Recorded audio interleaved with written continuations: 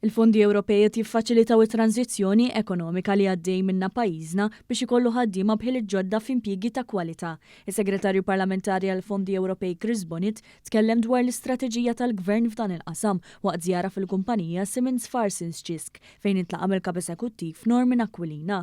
Din il-kumpanija gawdiet mill-programm Investiment fil-ħiliet iffinanzjat mill-Fondi Ewropej fejn fl-aħħar 6 snin biss ħadet 52 notja għat-taħriġ li ammontaw għal total ta' 64,000 euro.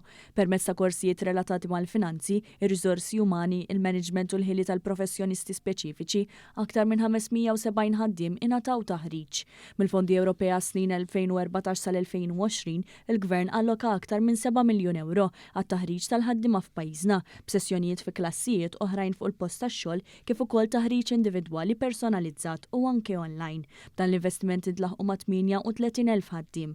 Is-Segretarju Parlamentari Bonnet qal il-Gvern se jkompli alloka aktar fondi Ewropej għal dan it-tip ta' taħriġ. Kanna diskussjoni kostruttiva biex mhux biss ngħidu li l-ekonomija tikber, iżda attivament aħna bħala politiċi wkoll naraw l-operat, naraw fiex nistgħu ngħinu l dawn il-kumpaniji wara kollox iktar kumpaniji jaħdmu tajjeb ħanaraw iktar ħaddiema ta' kwalità, ħanaraw ekonomija iktar ta' suċċess.